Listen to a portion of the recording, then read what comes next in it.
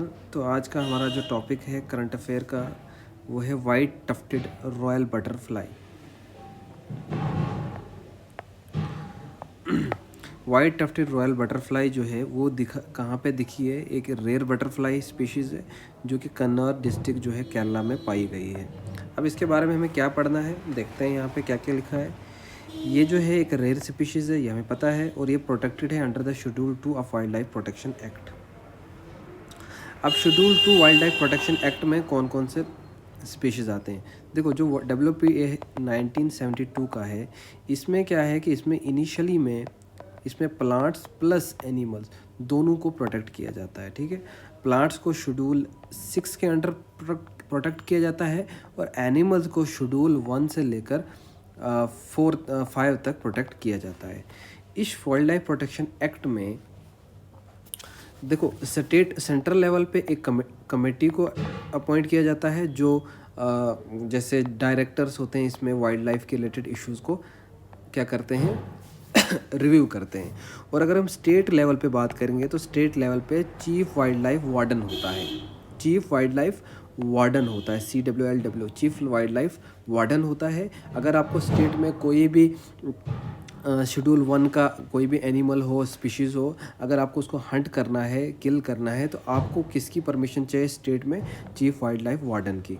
और अगर वो चीफ वाइल्ड लाइफ वार्डन को लगता है कि ये जो इशू है थोड़ा सा डिफ़िकल्ट जैसा इशू है, तो वो अपना वो मैटर जो है वो सेंट्रल गवर्नमेंट को रेफ़र करेगा, जहाँ पे ये अथॉरिटी कमेटी बैठी होती है, वो डिक्लेयर करती है कि क्या उस स्पीशीज़ को मारना है या उसको जो भी शेड्यूल 1 में उसको हम पढ़ने वाले हैं। ठीक है, अब देखो, वाइल्ड लाइफ प्रोटेक्शन एक्ट में कुछ शेड्यूल होते हैं, जैसे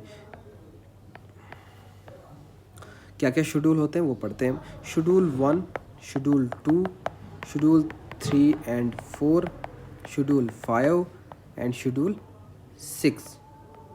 ठीक है, 6 शेड्यूल होते हैं। शेड्यूल 1 में क्या होता है? टोटली प्रोहिबिटेड होता है।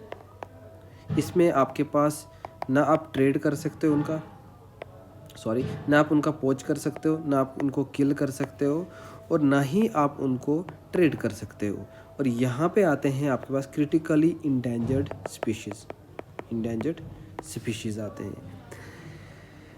जैसे ये शेड्यूल 2 में है ना, टफ्टेड वाटर बटरफ्लाई, देखो शेड्यूल 2 में, तो शेड्यूल 1 में ये आते हैं। बट एक्सेप्शन है यहाँ पे एक और चीज़, आप इन स्पीशीज़ को कत्तन मार नहीं सकते हो, ना आप इनका किल कर सकते हो, ना आप इनको ट्रेड कर सकते हो, ना आप इनको पोच कर सकते हो। बट एक्सेप्शन इसमें ये है कि आप इनको, अगर ये किसी ह्यूमन थ्रेट बन रहे हैं, वो स्पीशीज़ अगर ह्यूमन के लिए थ्रेट बन रही है, दूसरा किसी की प्रॉपर्टी के लिए थ्रेट बन रही है, या फिर कोई ऐसी डिजीज़ हो जिसकी वजह से डर हो कि एनिमल से ह्यूमन में ट्रांसफ़र हो, या फिर एनिमल्स दूसरे अफेक्टेड हो, तो उस केस में, तीनों के केस में चीफ वाइल्ड लाइफ वार्डन जो होगा स्टेट का, उसकी परमिशन के बगैर आप फिर भी नहीं मार सकते हो, बट मार सकते हो। उसकी परमिशन लेनी है, फिर आप शेड्यूल 1 के एनिमल्स को मार सकते हो। ठीक है, अब आपको समझ तो आ गया होगा कि ह्यूमन थ्रेट क्या हो सकता है और डिजीज़ भी आपको पता लगे, बट प्रॉपर्टी ये समझ नहीं आई कैसे। देखो, किसी की लैंड है, फार्मर की, वहाँ पे क्रॉप्स है, ठीक है, कोई एलिफेंट घुस जाती है उसके बीच में और सारी क्रॉप को हर दफ़ा तबाह कर देती है, तो इससे किसका नुकसान हो रहा है? फार्मर का नुकसान हो रहा है। अल्टीमेटली फूड में भी शॉर्टेज आएगी। तो इसकी वजह से ऐसी जैसी प्रॉपर्टी को अगर हार्म हो रहा है तो चीफ वाइल्ड लाइफ वार्डन की परमिशन लेनी है और उस एनिमल को मार दिया जाएगा। तो ये आता है शेड्यूल 1 में। यानी शेड्यूल 1 में क्या याद रखना है आपको? क्रिटिकली इंडेंजर्ड स्पीशीज़ की बात की जा रही है, उनको आप नहीं मार सकते। शेड्यूल 1, 2, 3 हो, इन तीनों में हंटिंग को अलाउड नहीं किया जाता है। हंटिंग जो है वो प्रोहिबिटेड है। ठीक है, अब शेड्यूल 2 में क्या आता है? शेड्यूल 2 में भी इंडेंजर्ड स्पीशीज़ आते हैं। यहाँ पे क्रिटिकली इंडेंजर्ड, जो बहुत ही ज़्यादा, जिनकी एक लोकेलिटी में मान लो कि एक ही स्पीशीज़ है, अगर वो मर गई तो उसको कहते हैं critical endangered species. Endangered species जिनका नंबर क्रिटिकल से थोड़ा ज़्यादा है, बट वो भी इंडेंजर में, कि अगर ज़्यादा उनको रोका ना जाए ट्रेड करने से या किल करने से, तो वो मर जाएंगे। ठीक है, इसमें भी हाई प्रोटेक्शन दी जाती है, प्लस यहाँ पे ट्रेडिंग जो है अलाउड नहीं होती है। क्या होती है? यहाँ पे ट्रेडिंग अलाउड नहीं होती है। और इसमें कौन से स्पीशीज़ आते हैं? वो उनको कहेंगे हम शेड्यूल 2 स्पीशीज़। ठीक है, अब शेड्यूल 3 में क्या आता है भाई? शेड्यूल 3 में ये होता है कि यहाँ पे वो स्पीशीज आते हैं जो इंडेंजर्ड नहीं होते हैं, नॉट इंडेंजर्ड स्पीशीज़। बट इसका मतलब ये नहीं कि आपको हंटिंग करने दी जाएगी, बिल्कुल नहीं। लेकिन अगर किसी ने हंट कर भी लिया उस स्पीशीज़ को, तो इन शेड्यूल 1 और 2 में जो सज़ाएँ हैं, बहुत ख़तरनाक लाज हैं, उससे थोड़ा कम ही यहाँ पे पुनिशेबल है। पुनिशमेंट कुछ फ़ाइन लगा दिया जाएगा, ठीक है, उतना ज़्यादा कुछ नहीं। लेकिन शेड्यूल 1 का मार दिया आपने तो आप सलमान खान की तरह जेल में घुस जाओगे, या फिर संजय दत्त ने जो किया था, मुझे याद नहीं संजय दत्त का, बट सलमान खान ने वो हिरन मार दिया था। अब शेड्यूल जो 5 में आते हैं ना, शेड्यूल 5 में क्या आता है? शेड्यूल 5 में आते हैं वो एनिमल जिनको कहते हैं हम वर्मिन्स। What are वर्मिन्स? ये वर्मिन्स क्या होते हैं? वर्मिन जैसे कराऊ है, या फिर आपके जो स्पैरोज़ हैं, ठीक है, ये चरिंद परिंदे, जिनकी वजह से क्या हो रहा है कि आपकी क्रॉप्स को या आपकी फील्ड में या किसी तरह से नुकसान पहुंचा रहे हैं, तो उनको कहते हैं वर्मिन। तो इनका हंट करना फुल्ली परमिसेबल है इस शेड्यूल 5 में। जो एनिमल्स आएंगे, जैसे कराऊ है, स्पैरो, मैंने बताया आपको, इनका हंट कर सकते हैं आप, इसमें परमिशन है। अब इस शेड्यूल 6 में कौन कौन सी स्पीशीज़ आती हैं?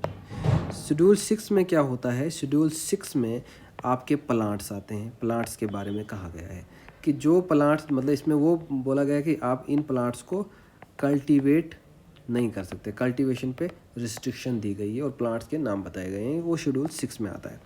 अब यहाँ पे क्या है, यहाँ पे मैंने क्या बोला आपको कि ये वाइट टफ्टेड बटरफ्लाई जो है वो शेड्यूल 2 जो है वाइल्ड लाइफ प्रोटेक्शन एक्ट के अंडर आती है। शेड्यूल 2 मतलब ये इंडेंजर्ड है, आप इसकी हंटिंग नहीं कर सकते, 1/1 हंटिंग नहीं कर सकते। दूसरा, आप इसको, ये क्या लिखा मैंने, आप इसको ट्रेड भी नहीं कर सकते हो, आप इसकी ट्रेडिंग नहीं कर सकते हो, ठीक है। समझ आया ये शेड्यूल 2 क्यों है? इतना मसला आपको ये समझना नहीं है, शेड्यूल 2 समझना है आपको ये है कि वाइल्ड लाइफ प्रोटेक्शन एक्ट। कुछ और चीज़ इंपॉर्टेंट बताता हूँ मैं आपको वाइल्ड लाइफ प्रोटेक्शन एक्ट के बारे में, कि इसमें कुछ बॉडीज़ को बनाया जाता है। जैसे आपने याद रखना है, नेशनल वाइल्ड लाइफ बॉडी है, ठीक है। इसका काम क्या है? इसका काम है जो भी वाइल्ड लाइफ के रिलेटेड इश्यूज़ है उनको रिव्यू करना। किसका काम है? NWLB। और इसको अपॉइंट कौन करता है, बनाता कौन है? सेंट्रल गवर्नमेंट बनाती है, एक ये है। दूसरा अपने रखना है central zoo authority.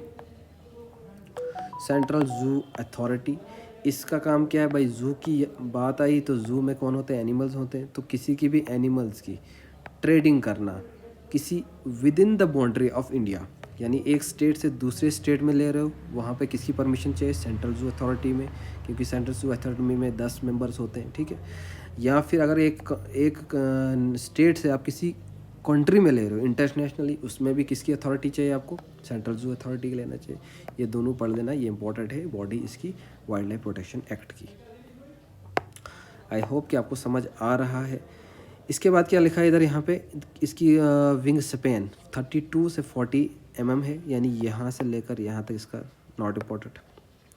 It larva feed on सेक्लोरा पैरासिटिका, जो कि लॉरेंथेंशिया फैमिली से बिलोंग करता है, not important. The species had been previously spotted in the Agasthyakoodam in the 2002 and Shendurney wildlife sanctuary 2018। इससे पहले भी ये स्पीशीज़ जो है, ऐसी बात नहीं कि पहली बार जो है ये कन्नूर डिस्ट्रिक्ट में ही पाई गई है या देखी गई है, ऐसा नहीं है मसला, बल्कि इससे पहले शानदोरने वाइल्ड लाइफ सेंचुरी में भी देखी गई थी 2018। थोड़ा सा मैं शानदोरने वाइल्ड लाइफ सेंचुरी के बारे में बताना चाहता हूँ। ये कहाँ पे है? It is in the Western Ghat, ठीक है, वेस्टर्न घाट में है ये। अब इसकी इसमें क्या इम्पोर्टेंट चीज़ है, इसमें आपने इम्पोर्टेंट चीज़ क्या याद रखनी है? इसमें इम्पोर्टेंट चीज़ ये है कि ये शानदोरने वाइल्ड लाइफ सेंचुरी जो है, इसका नाम कहाँ से आया है? चीरकुंजी से। कहाँ से आया? चीरकुंजी। व्हाट इज़ दिस चीरकुंजी? चीरकुंजी जो है एक ट्री स्पीशीज़ है जो कि इसी वेस्टर्न घाट में कुल्लुम डिस्ट्रिक्ट में ही पाई जाती है। एंडेमिक है। एंडेमिक क्या होता है? जो वहीं पे पाई जाए। ये न्यूज़ में क्यों थी? चीरकुंजी जो थी ये पिछली बार न्यूज़ में थी, क्यों? क्योंकि क्लाइमेट की चेंज की वजह से, ड्यू टू क्लाइमेट चेंज की वजह से इसकी जो ग्रोथ की जो टाइम होती है, फ्लावरिंग का टाइम जो होता है, वो बड़ा एक्सटेंड हो गया था। और इसकी जो थी पॉपुलेशन में, यानी इसकी जो पॉपुलेशन थी वो भी डिक्लाइन हो रही थी due to the climate change. तो एक सीरियस इशू बन रहा था। अब ये चीरकुंजी जो है ना, एक प्लांट जैसा होता है जो कि ब्लड प्रेशर को काम करने के लिए हेल्प करता है। दूसरा अर्थराइटिस को ख़त्म करने के लिए उसको भी, उसमें भी लगता है मेडिसिनल वैल्यू इस चिरकुरंजी की।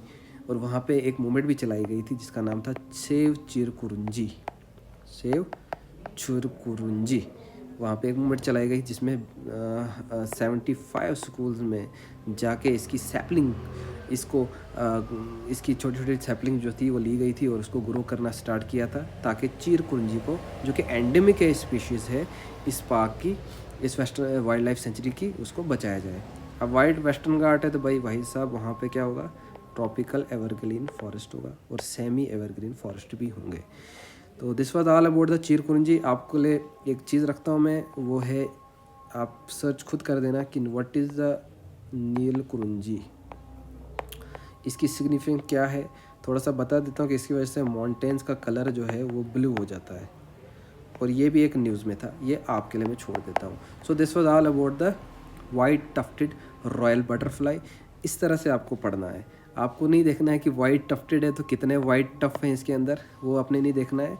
आपको जो है उसका क्रक्स पढ़ना है, आपके उसके पीछे वाइल्ड लाइफ के बारे में पढ़ा हमने, शानदार ने वाइल्ड लाइफ सेंचुरी। एक और आपके लिए मैं काम छोड़ देता हूँ, नूरकुलंजी भी कर देना। और जो है वहाँ पे एक बायोस्फीयर रिजर्व भी है जिसको नाम अगस्तिया कोडम जो है, वहाँ पे एक बायोस्फीयर रिजर्व भी है। तो एक ये करना, एक ये कर लेना, और कमेंट्स में नीचे टाइप करके रख देना, मैं, ताकि मुझे फ़ायदा हो उससे। ठीक है, so this was all about the today's topic. Have a nice day, thank you.